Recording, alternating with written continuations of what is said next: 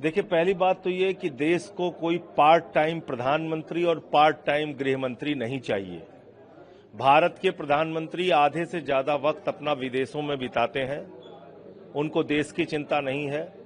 देश की राजधानी में लाल किले के पास जो हमारे गौरव का प्रतीक है, इतना बड़ा ब्लास्ट हुआ, 9 लोगों की जान चली गई, बहुत सारे लोग गंभीर रूप से घायल हैं और प्रधानमंत्री भूटान चले गए हिंदुस्तान छोड़ के। वहां जन्मदिन का आयोजन उनके लिए ज्यादा जरूरी है। तो इसलिए ये संवेदनहीनता की पराकाष्ठा है। देश को फुल टाइम प्रधानमंत्री और फुल टाइम गृह मंत्री चाहिए। गृह मंत्री अब तक बिहार के चुनाव में व्यस्त थे। मैं पूछना चाहता हूं, जब फरीदाबाद में सैकड़ों किलो विस्फोटक पाया गया, इसका मतलब कोई खुफिया जानकारी सरकार के पास थी? तो उस खुफिया जानकारी के आधार पर क्या कार्रवाई हुई कि शाम तक ही लाल किले में ब्लास्ट हो गया, लाल किले के पास?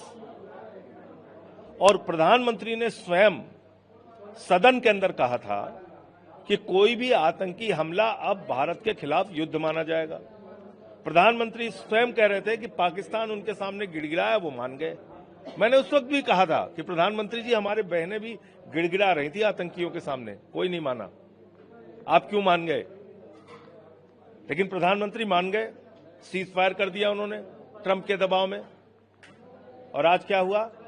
जैसे मोहम्मद का हाथ आ रहा, इसमें तार जुड़े हुए आ रहे हैं इस घटना में। तो जैसे मोहम्मद तो पाकिस्तान का आतंकवादी संगठन है। अब आप क्या करेंगे? देश को आइए और बताइए, सभी विपक्षी पार्टियों को बुलाइए, जैसे पहलगाम के बाद आपने बुलाया था, और बताइए कि आप क्या करने जा रहे हैं। जो आतंकी इसमें शामिल थे उनको मौत के घाट उतारिए। पिछली बार भी आपने कहा था सब कुछ कर देंगे, कर देंगे। आज भी उन आतंकियों का पता नहीं जिन्होंने गोली चलाई पहलगाम में।